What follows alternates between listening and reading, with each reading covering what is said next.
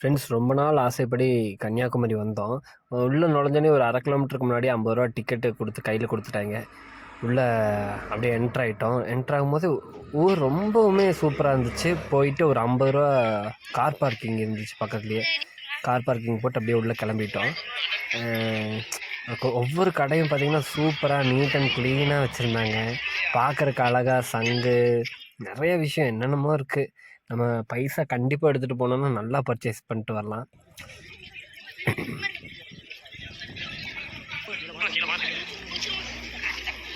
சின்ன வயசுலேருந்து ரொம்ப ஆசை. புக்கில் எல்லாம் அந்த விவேகானந்தர் இது திருவள்ளுவர் சிலை, விவேகானந்தர் அந்த பாறை, இதெல்லாம் எப்படிடா இருக்கும், இப்படி தான் இருக்குமா, நேர்லேயும் அதே மாதிரி இருக்குமா அப்படிங்கிற மாதிரிலாம் ஒரு ஆர்வமாக இருந்துச்சு. கடல் பக்கத்தில் போக போக எக்ஸைட்டிங்காக இருந்துச்சு. அது ஐயோ அது எப்படி இருக்க போகுது, எப்படி இருக்கும் அப்படின்னு ஐயோ பார்த்துட்டு கொஞ்சம் பிரமிச்சு தான் போயிட்டோம் ஃபஸ்ட் டைம் பார்க்கும்போது. எல்லாத்துக்கும் அந்த ஃபீலிங் கிடைக்கும்னு நான் நினைக்கிறேன். இது பார்த்திங்கன்னா காந்தி மண்டபம், அது ஒரு மாதிரி வேறு லெவலில் இருந்துச்சு. மேக்ஸிமம் நிறைய நார்த் இண்டியன்ஸ் அதை விசிட் பண்ணாங்க.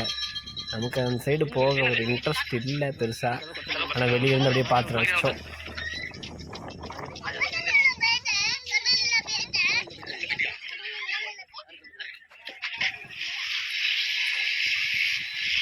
எல்லாமே பக்கத்தில் இருந்துச்சு ஃப்ரெண்ட்ஸ்.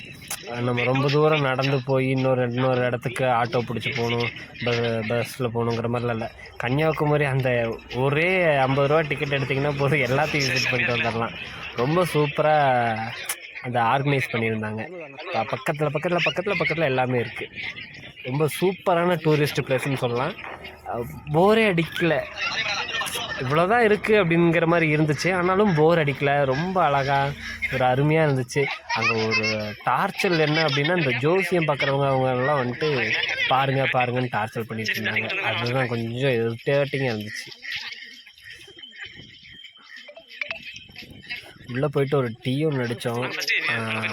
பைக்லேயே வந்துட்டு டீ போட்டு கொடுத்தாங்க.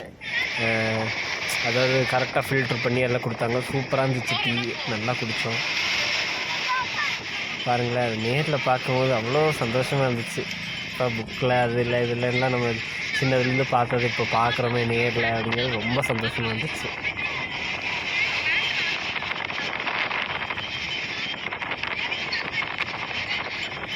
நாங்கள் தூத்துக்குடி போயிருந்தோம். அங்கே போய்ட்டு ஃப்ரெண்டு வீட்டுக்கு போய்ட்டு தான் பிளான் பண்ணோம். என் ஒய்ஃப் வேறு பார்த்தே ஆகணும், அங்கே போகலாம் கன்னியாகுமரின்னாங்க. சரி போவோம் அப்படின்னு அரை மனசோடு போய் ரொம்ப சந்தோஷமாக இருந்தோம்.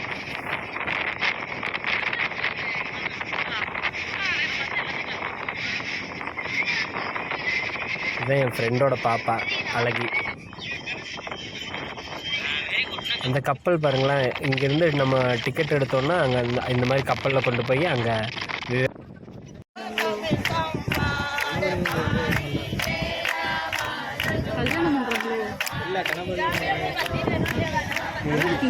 முருகனுக்கு கல்யாணம் பண்ணி வைக்கிறாங்க.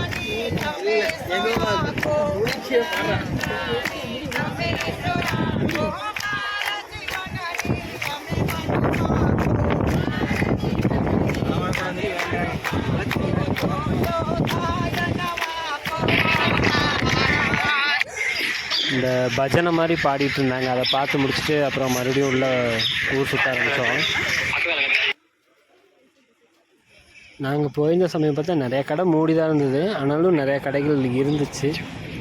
பல கடைகள் இருந்துச்சு, பல கடைகள் இல்லை. நீங்கள் ஆனால் பர்ச்சேஸ் பண்ணுற மாதிரி போனீங்கன்னாலும் உங்களுக்கு ரொம்ப சந்தோஷமாக இருக்கும். அப்புறம் 12D சினிமான்னு ஒரு ட்ரக் இருந்துச்சு. இந்த மாதிரி அது உள்ளே படம் போட்டு காட்டுறாங்க. உள்ளே எந்த அளவுக்கு எஃபெக்ட் இருக்குன்னு தெரியல, ஆனால் போய் ட்ரை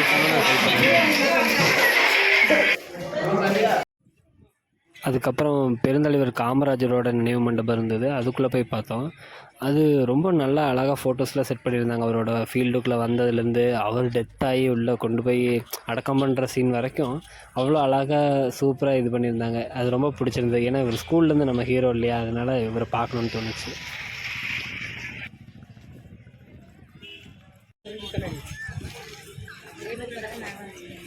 நீங்கள் வச்சுருந்தீங்களா?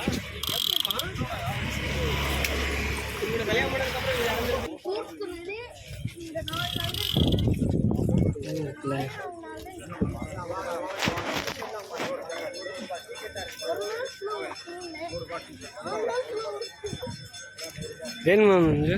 வேணுமா ரம்யா?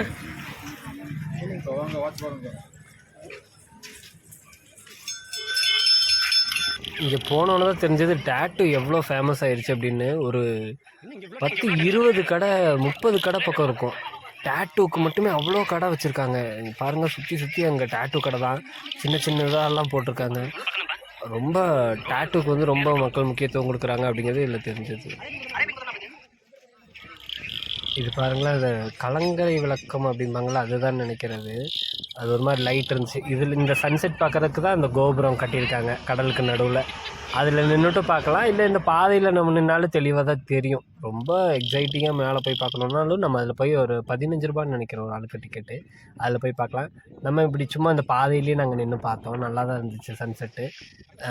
சன்செட் சரியாக தெரியணுங்கிறதுக்காக நான் என்ன பண்ணேன், லைட்டிங்கை வந்து அதாவது பிரைட்னஸை சுத்தமாக கம்மி பண்ணி சூரியனை கரெக்டாக அது மட்டும் வெளிச்சம் தெரியாமல் கரெக்டாக தெரியணும் அப்படிங்கிறதுக்காக அது பண்ணேன். நல்லா இருக்கான்னு பாருங்கள், சன்செட் மட்டும் பாருங்கள். இந்த மாதிரி இந்த மக்கள் ஃபுல்லாகவே சன்செட் பார்க்குறதுக்காக தான் வந்திருக்காங்க.